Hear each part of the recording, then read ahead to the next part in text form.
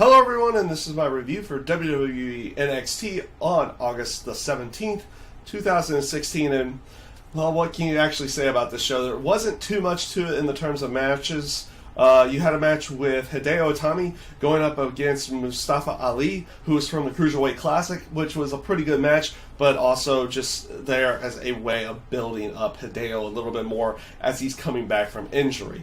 You also had a 6-woman tag with Liv Morgan, Nikki Glencross, one newcomer, I believe she was Nikki Storm in the Independents, and you had Carmella going up against Daria, Mandy Rose, and Alexa Bliss. This is a decent six-woman tag, and it basically allowed them to show off some of the new people, like Daria, who has like this MMA style type character and gimmick, and doing things that are more like in the terms of takedowns and strikes and everything in that sense. You have Mandy Rose, who is also playing off of the aspect of I believe the Tough Enough and her time on Total Divas. So you have that aspect down there. You have Corey Graves like gushing over her like he would like Eva Marie was in the ring or something in that sense. So you have him playing off of that a little bit to go along with it.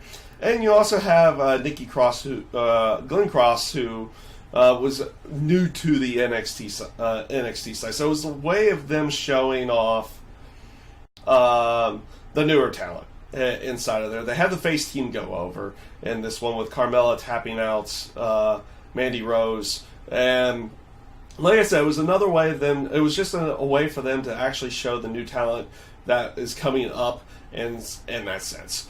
But for the most part, this show was very heavy on the promo side.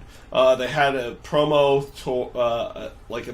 showing the musical promo for the Asuka and Bayley match. You also had another one going over like the tag team title match, the Bobby Roode match, and the Austin Aries match with Bobby Roode going against Cien Almas. You have Austin Aries going up against going up against No Way Jose, and you had also the Revival defending their tag titles against Tommaso Ciampa and Johnny Gargano. So they had an entire video package for that one.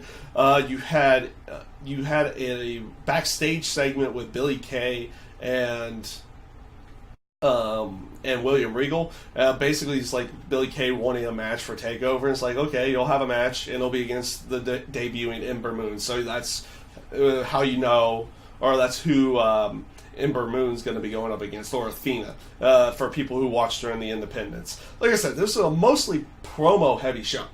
In every way. You had an interview, they finished off the show with an interview with Shinsuke Nakamura and Samoa Joe.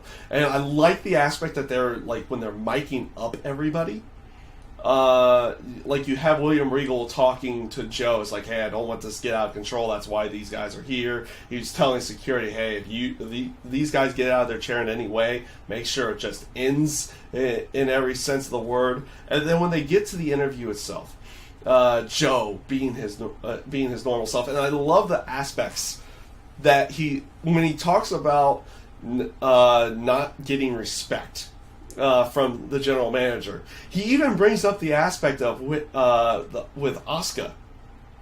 The Asuka Bayley match is like, hey, when Bayley asked for her rematch, he consulted Asuka, while he didn't consult Joe about the Shinsuke Nakamura one. So it makes it come off like Joe's like a little bit paranoid, that's like William Regal just doesn't want him as champion or anything in that sense. I loved how he came off there, and how he came off towards Shinsuke Nakamura in the same way with Shinsuke. He comes off on a very cool and calm demeanor, almost feeling like he's not taking it seriously. They even go with an aspect of like, oh, Shinsuke showed up at Joe's dojo at one point in time, and it's like Shinsuke doesn't remember. It's like he's just playing mind games at all times with Samoa Joe. I liked this interview. I thought it was a very good way of going off with everything, going into their match at NXT TakeOver. Obviously, it ends with Joe and Shinsuke being separated, and Joe having to be held back by a lot more people than Shinsuke was. It was pretty much all mind games there. So, like I said, very promo-heavy NXT going into TakeOver. And it ended up not being that bad in the end. I like the Joe Nakamura interview, but like I said, there's not much to really talk about at this show other than there was a lot of promos to go along with it. And you had a couple of matches to go along with that, which I went through already as well. So that is my review this week for WWE NXT. I thank you guys for watching, and I hope you have a great day.